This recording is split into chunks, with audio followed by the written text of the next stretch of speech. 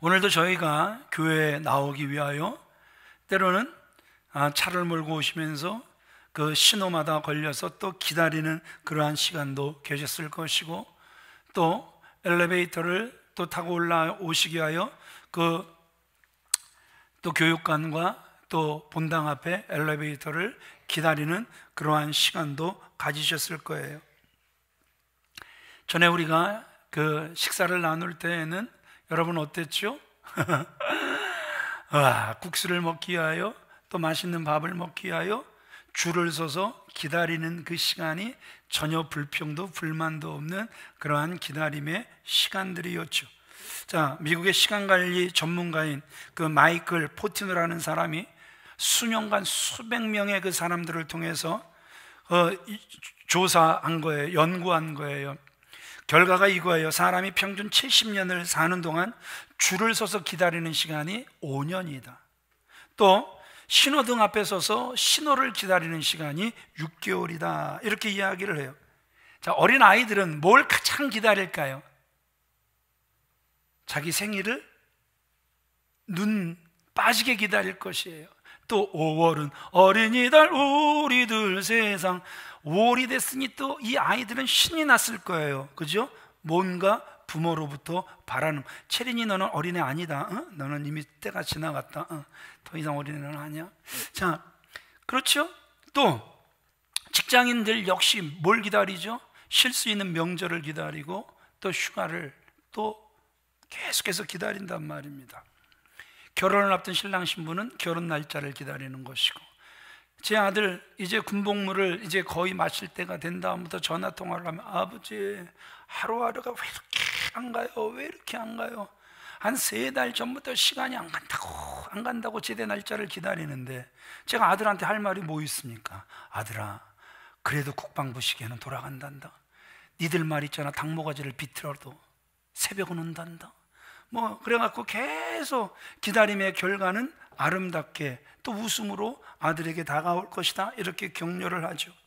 그럼 우리 그리스도인들은 무엇을 기다립니까? 주 오실 그날을 기다리는 거죠. 주님 앞에 설 그날을 우리 모두는 기다린단 말입니다. 아멘이시죠? 예, 오늘 본문은 이런 거예요. 사울왕이 죽고 난 다음에 북이스라엘과 남쪽 유다로 나라가 갈리면서 두 나라에 각각 왕이 세워지는 모습을 우리에게 보여줍니다. 1절로 7절 말씀은 유다의 왕이 먼저 세워지죠. 사울이 죽은 후에 하나님께서 사무엘을 통하여 자신에게 기름을 부어주셔서 차기 왕으로 세우셨음을 아는 다윗이 사울이 죽은 후에 제일 먼저 한 행동이 무엇이었는가를 우리에게 보여주고 있죠. 자, 다윗이 제일 먼저 한 일이 무엇이었습니까? 하나님께 하나님의 뜻을 묻는 일이었습니다. 1절 말씀을 같이 읽어보겠습니다. 시작. 내가 유다 산 성읍으로 올라가리까? 여호와께서 이르시되 올라가라. 다윗이 아뢰되 어디로 가리까? 이르시되 헤브론으로 갈지니라. 자, 그 후에 어떤 사건을 전제하고 있잖아요. 어떤 사건이 있었습니까? 사울이 40년간 이스라엘을 통치하다가 그 길보아 산에서 블레셋과 싸우다가 세 아들과 함께 그 전투에서 사망을 하죠. 그래서 그 사울의 시대가 마감이 됩니다. 오늘 우리가 이 본문을 통해서 알 수 있는 것이 무엇이냐 하면, 다윗이 분명히 사무엘을 통해서 네가 차기 왕이다 기름 부음을 받습니다. 그런데 몇 년을 기다리죠? 자그마치 15년을 기다립니다. 자, 그러면 15년을 기다리는 동안에 다윗이 이스라엘의 차기 왕이 될 것이니까 그의 앞날이 평탄했습니까? 늘 평안했습니까? 그렇지 않았죠. 사망의 음침한 골짜기를 15년 동안 헤집고 다녔다라는 사실을 우리는 너무나도 잘 알고 있다라는 것이죠.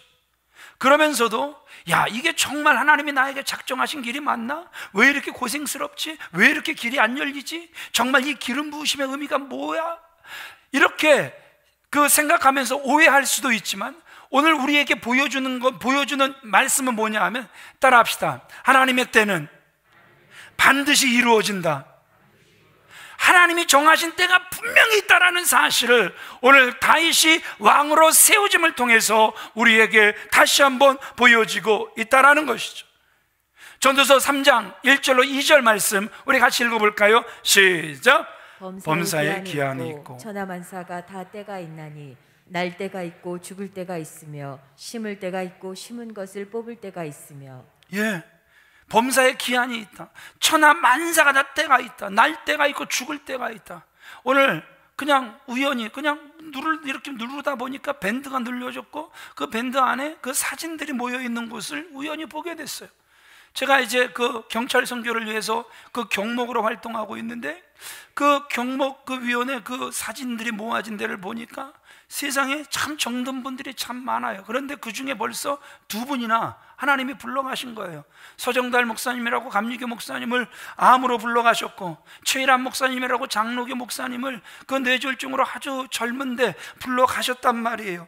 날 때가 있으면 반드시 죽을 때가 있다라는 거예요.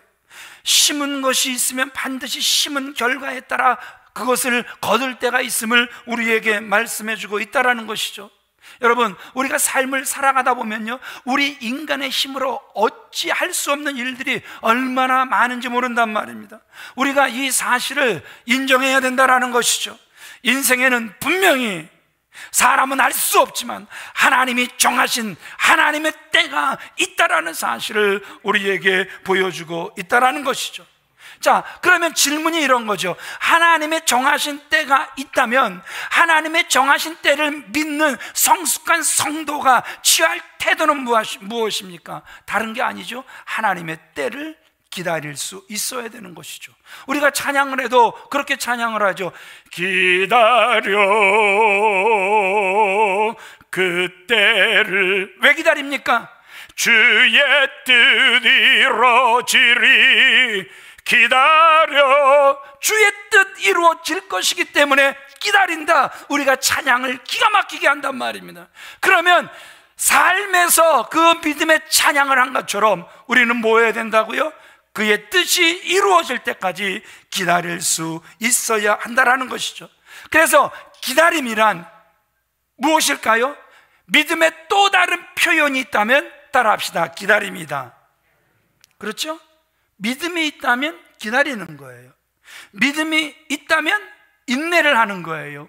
그러나 우리 안에 믿음이 있다 하면서 믿음이 없으면 죄송하지만 우리는 기다리지를 못하는 거란 말입니다. 그래서 하다가도 그만두고 때려치고 기다릴 수 없다라는 것이죠.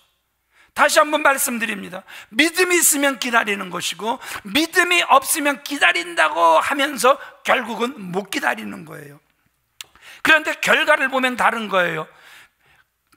하나님의 때를 믿음으로 기다리는 자는 웃는 날이 올 것이고, 하나님의 때를 믿음으로 기다리지 못하는 자들은, 그래서 조급함으로 내 때를 이루는 사람들은 그 일로 말미암아 결국 근심하게 될 것이라는 것이죠.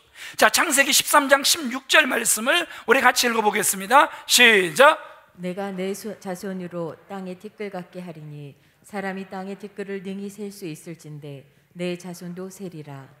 자, 이건 지금 누가 하나님께로부터 약속을 받는 거죠? 아브라함이 하나님께로부터 약속을 받는 거예요. 세상에 내가 내 자손으로 땅에 티끌같이 많게 할 것이다. 이 약속을 받는 때가 아브라함의 나이 75세입니다. 그래서 하나님의 때를 기다리죠. 언제까지 기다리냐 하면 85세까지 기다립니다. 그럼에도 불구하고 사인이 전혀 나타나질 않아요. 생육과 번성이 이루어지질 않으니까 이제 그 사례도 수치스러운지 나의 여종 하갈이 있으니 그를 취하여 생육과 번성을 하라 이렇게 부탁을 하죠. 그러니까 그 소리를 듣자마자 아브라함이 넙주 그 아내 사라의 부탁을 청을 받아들입니다. 그래서 아브라함이 하갈과의 사이에서 누구를 낳습니까? 이스마엘을 낳지요. 자, 85세 이때만 해도 아브라함이 아브라함의 힘으로 하고자 하면 얼마든지 할 수 있는 그러한 나이였음을 우리에게 보여주고 있단 말입니다. 그런데 문제는 그의 조급함으로 낳은 이스마엘, 결국 아브라함에게 기쁨이 됩니까? 근심이 됩니까? 기쁨이 되지 못하고 근심이 되는 모습을 우리에게 보여주고 있어요. 이제 100세에 이삭을 낳았더니 그 이스마엘이 어떻게 하는 거예요? 계속해서 이삭을 놀림으로 그것이 아브라함의 근심이 되었다, 성경은 기록하고 있다는 것이죠. 창세기 21장 11절 말씀을 같이 읽어보겠습니다. 시작. 아브라함이 그의 아들로 말미암아 그 일이 매우 근심이 되었더니. 예, 여기서 아브라함이 그의 아들로 말미암아, 그의 아들은 이스마엘이란 말입니다. 아주 근심이 되어버린, 조급함으로 자기 때를 잃은 결과는 결국 근심으로 그에게 다가왔음을 우리에게 보여주고 있다라는 것이죠. 그 세월이 지나서 이제 하나님의 약속을 받은 지 25년, 아브라함의 나이 100세, 이제 그가 할래야 할 수 없습니다. 사례도 할래야 할 수가 없습니다. 자신들의 능력은 1도 안 남았고, 그래서 모든 쌓이는 불가능 빨간불이 그의 아내에게 들어왔을 때 하나님은 아브라함과 그 사례에게 누구를 주신 거예요? 이삭을 주셨다라는 것이죠. 자, 이삭의 이름의 뜻이 무엇이죠? 웃는다, 웃게 하셨다, 이러한 뜻이란 말입니다. 하나님의 작정을 때로는 넘어졌지만, 못 기다리고 조급했지만, 그러나 하나님의 때를 믿음으로 순종하였더니 결국 그가 어떻게 되는 거예요? 웃게 되는 모습을 우리에게 보여주고 있다는 것이죠. 다시 한번 말씀을 정리합니다.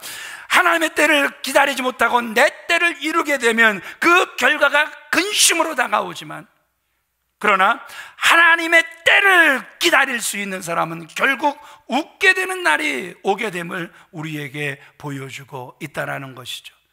믿으시면 아멘 합시다. 믿으시면 아멘 합시다.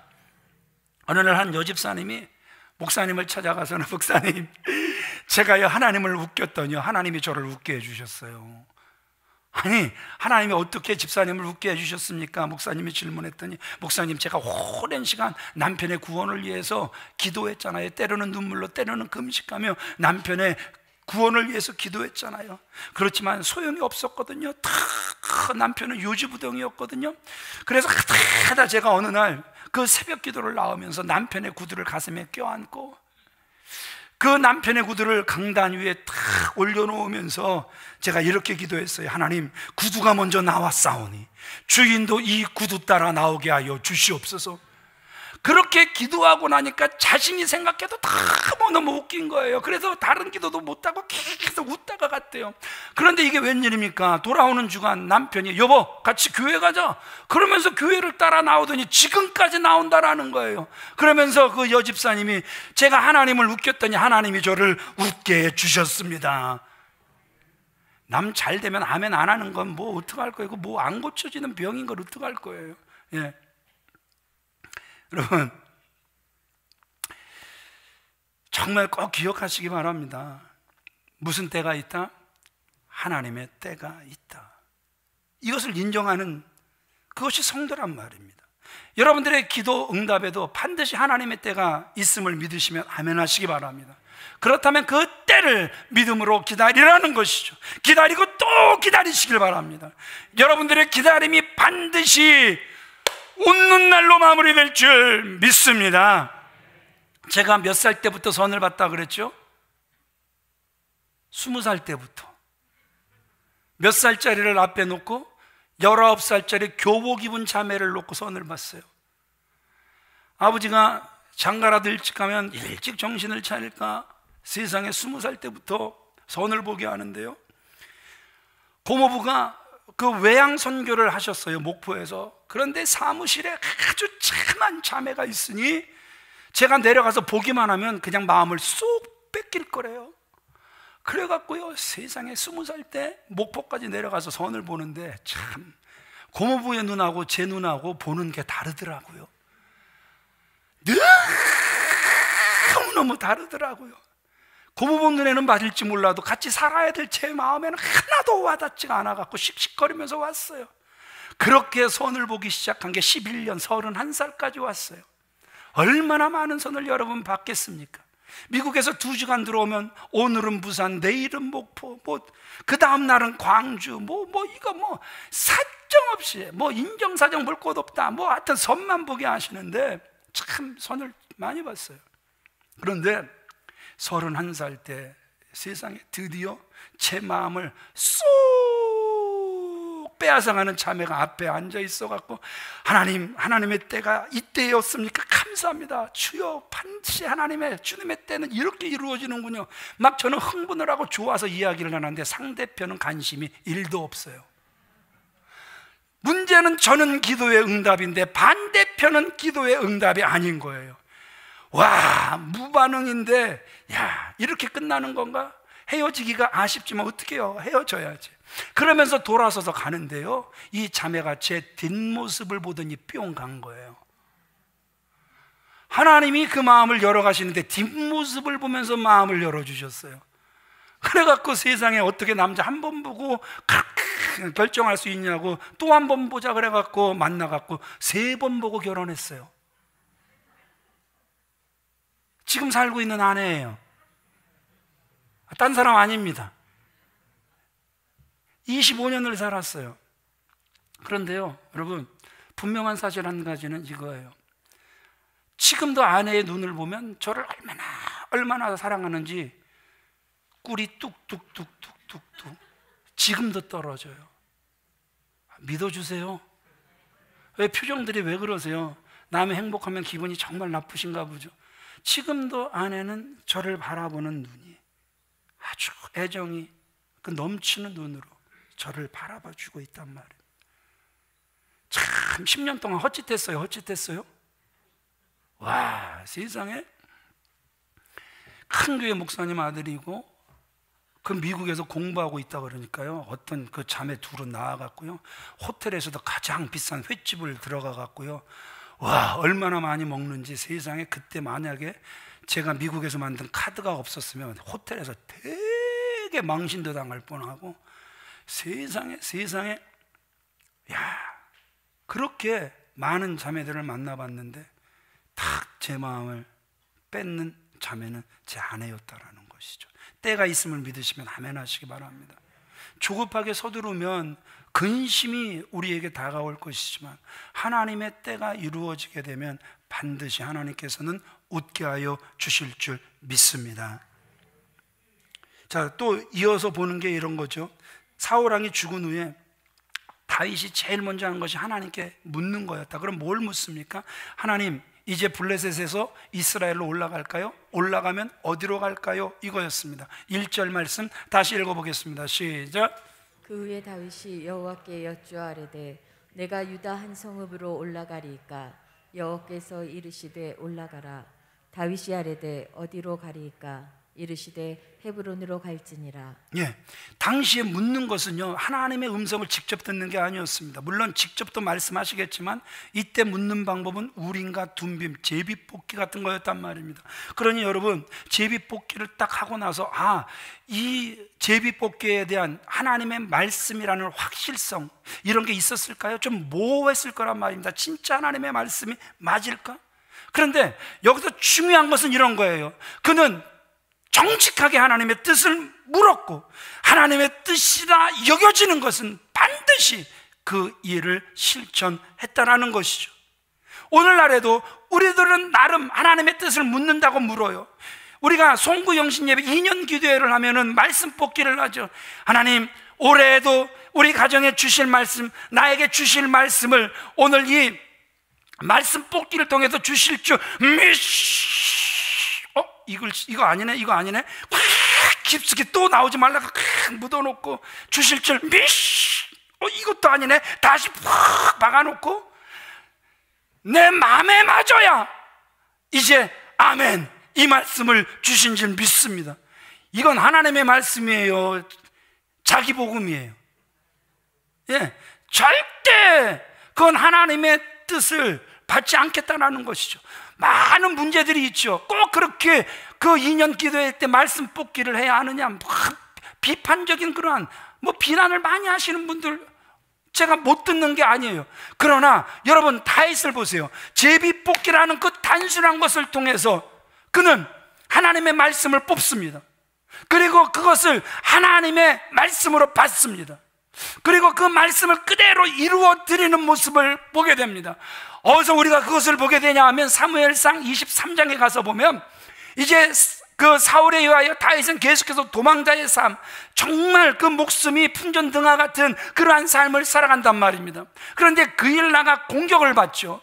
그러면서 공격을 받으면 우리 그 지역이, 우리 시가 공격을 받았기 때문에 이제 사울 왕에게 그 호소를 하든지, 아니면 군대에게 호소를 하든지, 아니면 경찰서를 찾아가서 호소를 하든지 그래야 되는데, 호소를 누구에게 하냐 하면 다윗, 도망자에게 호소를 하는 거예요. 구원해달라, 도와달라. 정말 다윗으로서는 받아들일 수 없는 아주 불리한 상황이란 말입니다. 그 일라에 다윗이 나타났다 그러면 다윗으로 인하여 또 그 일라 사람들도 아주 불편하게 될 수 있는 그러한 상황이란 말입니다. 그럼에도 불구하고 그때 그가 하나님께 기도합니다. 그 일라로 가서 그 일라를 도울까요? 그래서 우린가 둔빔으로 물을 때 하나님은 도와라. 하나님, 이거 상황이 아닌데요, 정말 불리한 상황인데요, 다윗은 그렇게 말하지 않습니다. 그것을 하나님의 말씀으로 받습니다. 그래서 그 일라로 갔고 그 일라를 도왔고 그 일라를 구원해내는 모습을 우리에게 보여주고 있다는 것이죠. 다른 게 필요한 게 아니란 말입니다. 하나님의 뜻을 물을 때 말씀으로 묻겠습니다, 아니면 기도로 묻겠습니다, 아니면 가정에서 제비뽑기로 묻겠습니다. 그럼 어떤 결과가 나에게 나타나든지 그 결과에 순종하겠다라는 자세를 누구를 통해서 보는 거예요? 우리는 다윗을 통해서 보게 된다라는 것이죠. 다윗이 그의 왕위를 찾아가는 가정의 첫걸음으로 누구에게 묻고 시작하더라? 하나님께 물으면서 시작하더란 말입니다. 그러기에 우리가 하나님 마음에 합한 다윗, 우리도 하나님 마음에 합하길 원하십니까? 그렇다면 우리도 모든 사건마다, 그것이 큰 일이든 작은 일이든 어떻게 해야 되는 거예요? 하나님께 물을 수 있어야 된다는 것이죠. 여러분, 그 물음이 결코 우리에게 유리한 상황으로 오지를 않을 때가 거의 100%입니다. 그럼에도 불구하고 하나님께 묻는 자세는 무슨 말씀을 하시든지 주의 종이 듣겠습니다, 이런 거죠. 저는 선교지를 가는 걸 너무너무 좋아해요. 편해서 가는 게 아니라 정말 불편해요. 저는 호텔에 가서 자지도 않고 항상 선교사님네 가서 잠을 자요. 그러면 화장실을 한번 가려고 해도 굉장히 불편해요. 그럼에도 불구하고 저는 선교지 가는 게 정말 좋아요. 미국에서 부흥회를 해달라고 해서 부흥회를 가는 것보다 저는 뒤에 파라과이를 가서 그 선교지에서 인디언들을 만날 수 있다, 선교사를 만날 수 있다, 그 기쁨으로 저는 그 미국행을 했던 사람이에요. 그러면 가면은 여러분 정말 편한 줄 아세요? 불편한 게 성령의 감동이 별별 상황 속에서 다 나타나는데요, 케냐를 이렇게 갔을 때는 여러분 어떤 일이 일어났다고 제가 말씀드렸나요? 이 아이들이 물을 마실 데가 없으니까 그냥 냇가의 물을 마시는데요, 여러분 위에서는 소가 똥 싸고 목욕하고 그 물을 그대로 마시는 거예요. 상상이 가세요? 왜들 그러시나? 팩트를 말씀드리는 거예요. 팩트 그 자체예요. 위에서는 소들을 목욕시키고 아래서는 그 물을 떠서 마시는 거예요. 그러니 배가 성할 수가 없죠. 그리고 이제 그 모습을 보고 안타깝지만 왔는데 3일 동안 잠을 안 재우시는 거예요. 왜 안 재우세요? 왜 안 재우세요? 3일 만에 미련해갖고 일찍 물어봤으면 잠이라도 잘 잤을 텐데 3일 만에 묻는 거예요. 하나님 왜 안 재우세요? 우물 파줘라. 돈 없는데요? 있어. 없는데요? 있어. 세상에 저는 교회에서 사는 게 제일 힘들었거든요. 제 공간이라는 느낌을 한 번도 받아본 적이 없었기 때문에 저는 교회 안에 사는 게 천국이 아니라 교회 안에 사는 게 사실 지옥 같았어요. 항상 집에 가면 권사님들 많고 아들 같은데 어때? 일로 와 일로 와 옆에 앉아. 이 소리가 가장 징그러운 소리였어요. 그래서 전세라도 나가보려고 돈을 한 번 모았더니 세상에 하나님이 그걸 하시는 거예요. 참 하나님 진짜 얄밉고 하나님 어떨 땐 되게 치사하고 정말 그래요. 그런데 제가 하나님의 뜻을 물었어요. 하나님은 저에게 우물을 파주라 그랬어요. 그러면 묻는 자의 자세는 어떠해야 된다고요? 순종하려고 하는 거란 말입니다. 그러니까 그냥 보내준 거죠. 예. 때로는 차를 팔아서 차를 사라고, 제 차를 팔아서 차를 사라고 보내주고, 저의 유일한 취미는, 아내가 인정해주는 유일한 취미는 사진 찍는 거였어요. 아내가 인정해주는, 이 일은 하라고 밀어주는. 그런데도요, 좀 사진을 찍다 보면은요, 또 차가 필요하다, 아니면 뭐가 필요하다. 그러면 어떻게 해요? 그냥 성령의 감동이 보내줘라. 그냥 들으려고 하면 보내줘라. 그러면 그냥 또 카메라 팔아서 또 보내주고. 카메라 장비가 꽤 비싸요. 정리하면 그래도 한 800~900만 원 이상씩 나오니까 그 나라에선 또 웬만한 차를 또 살 수 있는 거예요. 들으려고 했을 때 저한테 유익했던 건 하나도 없습니다. 집을 팔아바치라는, 그래서 집도 팔아바치고. 음성을 듣는 게 차라리 안 들으면 제가 살 길이 훨씬 더 많이 열리는 것 같아요.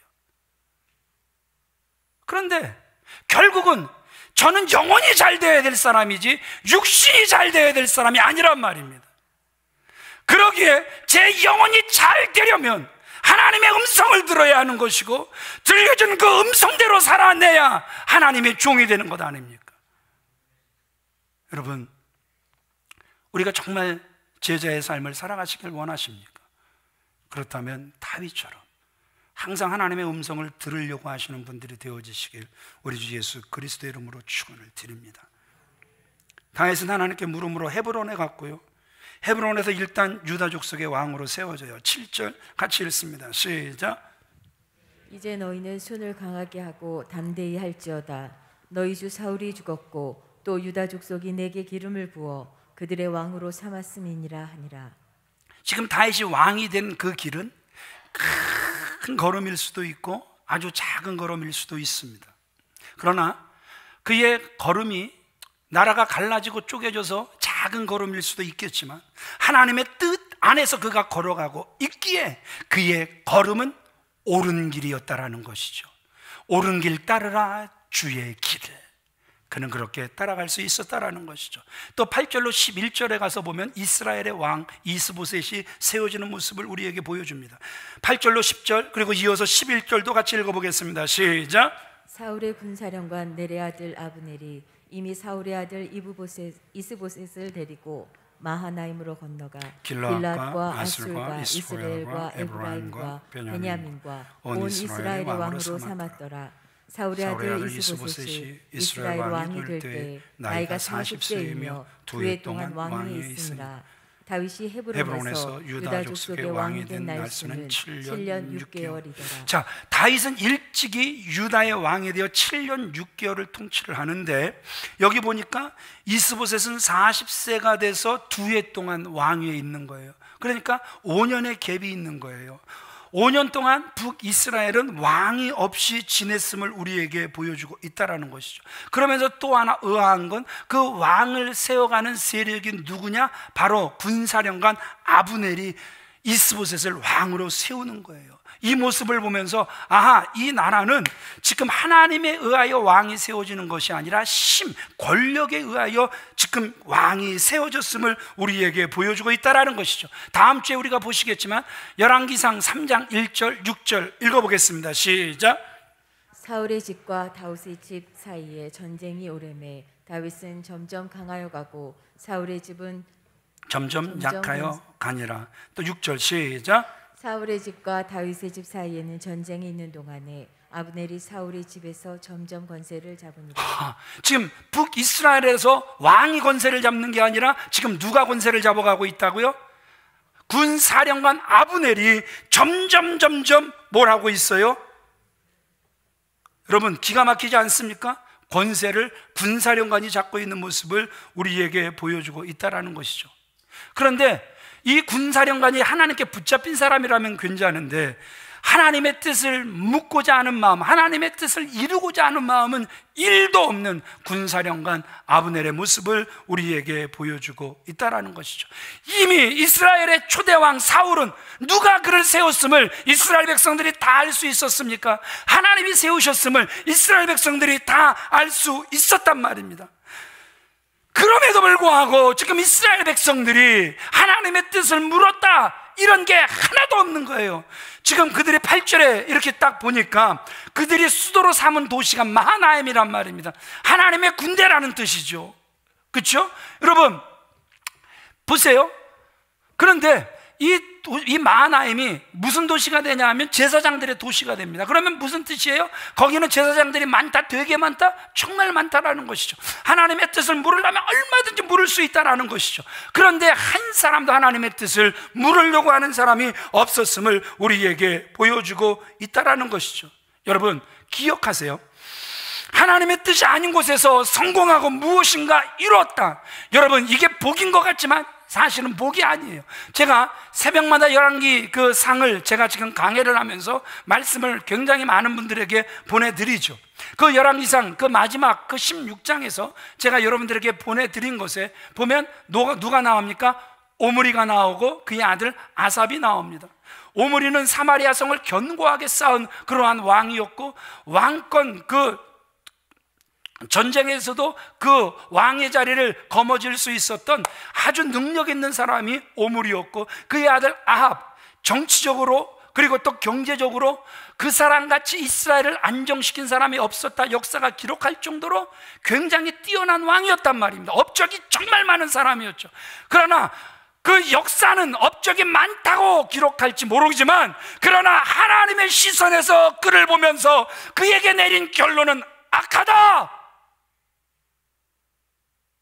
얼마나 많은 업적을 남겼습니까? 그럼에도 불구하고 하나님이 남기신 업적, 하나님이 남기신 결론은 악해. 하나님이 악하다 그러면 악한 거예요. 그거 뒤집을 사람 한 사람도 없는 거예요.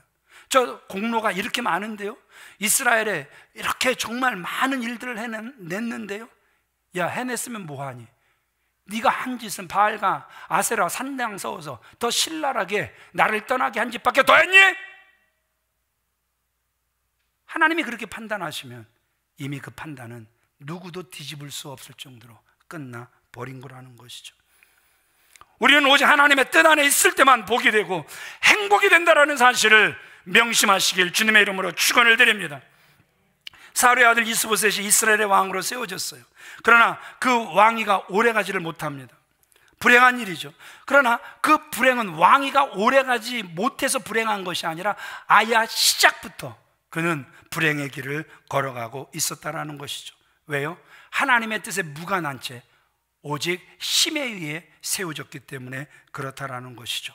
자, 사울 이후에 이제 남유다와 북이스라엘의 두 왕이 세워지는 모습을 저와 여러분들이 보셨습니다.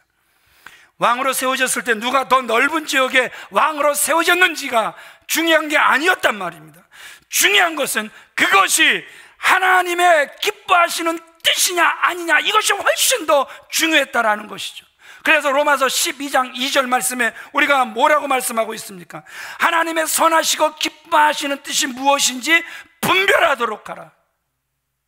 사람이 세워지는 게 하나도 중요한 게 아닙니다. 사람이 많이 세워진다고 하나님의 뜻이 이루어지는 것이 아니더란 말입니다. 사람이 적게 세워져도, 아니 한 명도 세워지지 못한다 할지라도 그 속에서 하나님의 선하시고 온전하시고 기뻐하시는 뜻이 무엇인지 분별할 줄 아는 사람들이 목사로 세워져야 행복해지는 거란 말입니다.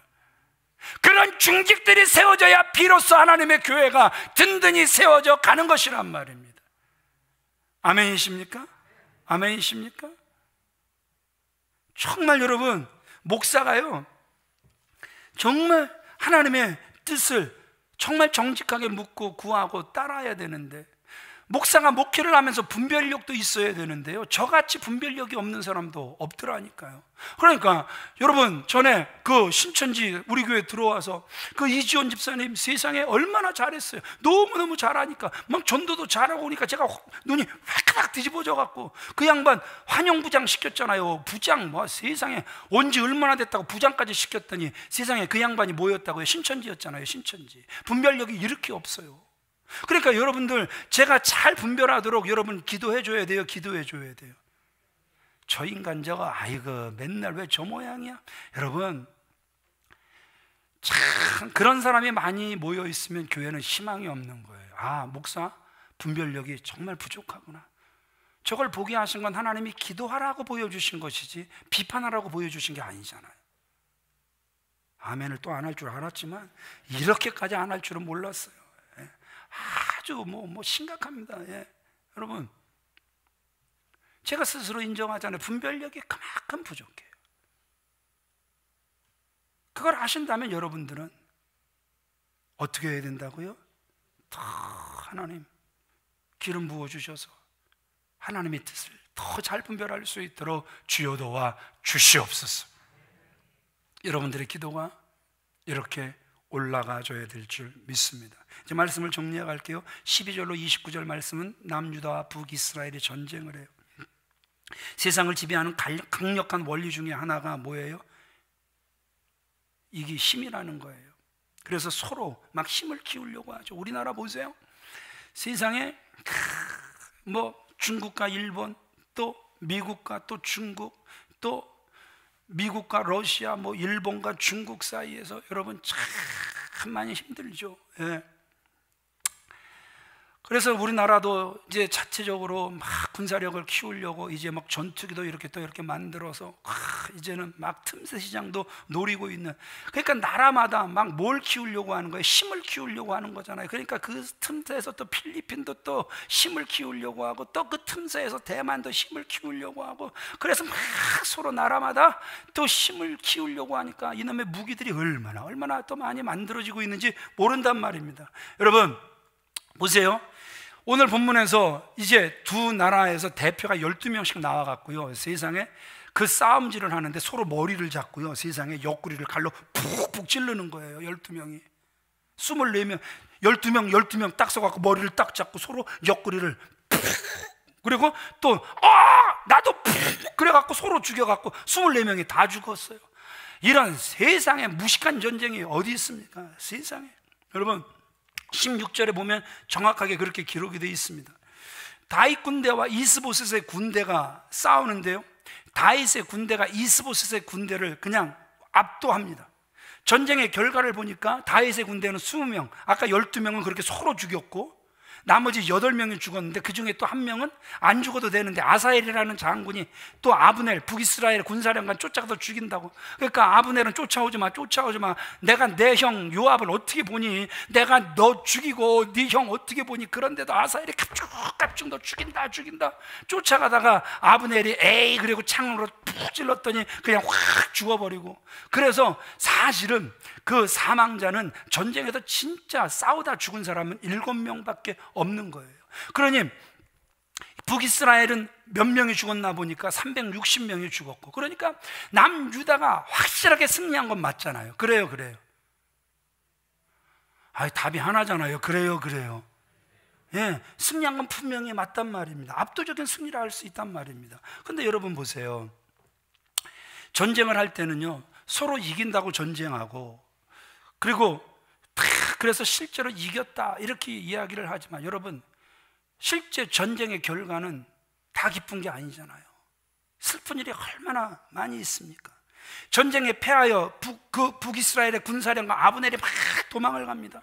이제 막 요압 그 군대들이 막 또 추격을 합니다. 그때 이 아브넬이 요압을 향하여 뭐라고 이야기를 하는 거죠? 26절 말씀 같이 읽어보겠습니다. 시작. 아브넬이 요압에게 외쳐 이르되 칼이 영원히 사람을 상하겠느냐? 마침내 참혹한 일이 생길 줄을 알지 못하느냐? 내가 언제 무리에게 그의 형제 쫓기를 그치라 명령. 형제 쫓는 것을 그치라. 우리는 형제다. 이렇게 이야기를 하죠. 이제 그 소리를 듣고 요압이 아브넬에게 뭐라고 이야기를 해요? 27절 같이 읽습니다. 시작. 요압이 이르되 하나님이 살아계심을 두고 맹세하노니 내가 말하지 아니하였다면 우리가 아침에 각각 다 돌아갔을 것이요 그의 형제를 쫓지 아니하였으리라 하고. 예, 이 전쟁에서 그들이 서로 죽이다가 결국 깨닫게 된 것 따라합시다. 우리는 형제다. 자기들끼리 죽이고 죽이다가 얻은 결론이 우리는 형제다라는 사실을 깨닫고 전쟁을 멈추게 됐단 말입니다. 이스라엘 역사를 보면은요, 그 사사기 때에 그 레이 사람이 얼마나 타락을 했는지 첩을 두고 그 첩은 또 바람을 피고 또 친정으로 도망을 가고 또 친정으로 쫓아가서 데려오다가 세상에 어려운 일을 당하니까 그 첩을 또 이렇게 내팽기쳐 밤새도록 그 남자들에게 그 농간을 당하다가 이제 문고리 잡고 죽잖아요. 그러면 레이인 이 인간이 하나님 제 잘못입니다 이랬어야 되는데 그 첩에 그 몸을 12조각 내서 베냐민 지파가 이렇게 못됐다, 베냐민을 우리가 없애버려야 된다, 그래갖고 그 몸뚱이 12조각 뽑으면 그 나머지 11지파가 싹 다 모여서 세상에 어떻게 했어요? 그 베냐민 지파를 멸절시키고 남은 사람이 600명이었단 말입니다. 그래 놓고는 한 지파를 멸절시키고 기뻐하는 것도 잠시, 형제를 싹 다 죽였다라는 그 슬픔에 그들이 곧 빠져들더란 말입니다. 이게 승리입니까? 아니잖아요. 이건 실패잖아요. 하나님께서 사랑하시는 귀한 믿음의 성도님들, 싸움은 승자가 있다고 하지만 여러분 죄송하지만 다 패하는 싸움이란 말입니다. 결코 이길 수 있는 싸움이 없다라는 것이죠. 사실 우리가 이 땅에서 싸우고 있는 대부분의 싸움이 바로 이겨서는 안 될 싸움일 수 있다라는 것이죠. 하나님께서 사랑하시는 귀한 믿음의 성도님들, 여전히 싸우고 계십니까? 누군가와 여전히 남편과 아내가, 부모와 자식이 고부간의 갈등으로, 이웃 간에, 아니면 성도와 성도 사이에, 목사와 성도 사이에 여러분 열심히 죽도록 싸우고 있습니까? 승리를 위하여 싸우고 있습니까? 그러나 결과는 뭐가 될 거라고요? 서로 형제를 죽인 싸움으로 끝나버릴 거란 말입니다. 형제를 무기력하게 한 싸움으로, 결국 회개해야 되는 싸움으로 끝나버리고 말 것임을 오늘 전쟁을 통해서 우리에게 말씀해 주고 있다는 것이죠. 그러기에 우리의 싸움은 사도 바울처럼 따라합시다. 선한 싸움이 되어야 한다. 사랑 싸움이 되어야 한다. 아멘이십니까? 선한 싸움을 싸워내시기를 바랍니다. 선한 사랑의 싸움을 싸워내시는 저와 여러분들이 다 되어주시길 우리 주 예수 그리스도 이름으로 축원을 드립니다. 싸움의 승리라는 환상에 속지 말아야 되는 거예요. 그 환상에 속지 않으려면 오늘 남유다와 북이스라엘의 전쟁을 우리가 늘 교훈 삼아서 보시면 도움이 될 거란 말입니다. 미워하는 싸움 절대 이길 수 없습니다. 내가 더 갖고자 하는 싸움 결코 이길 수 없습니다. 내가 이겨서 더 가지게 될 거라는 환상 다 깨트려버리고, 주여, 이루어지는 것은 주님의 뜻이 되게 하시고 저는 이 세상 살아가는 동안 싸우게 하시되 선한 싸움 싸우게 하여 주시옵소서. 그 결과로 면류관을 받게 하여 주시옵소서. 이렇게 기도하며 나아갈 수 있는 저와 여러분들이 다 되어지시길 우리 주 예수 그리스도의 이름으로 축원을 드립니다.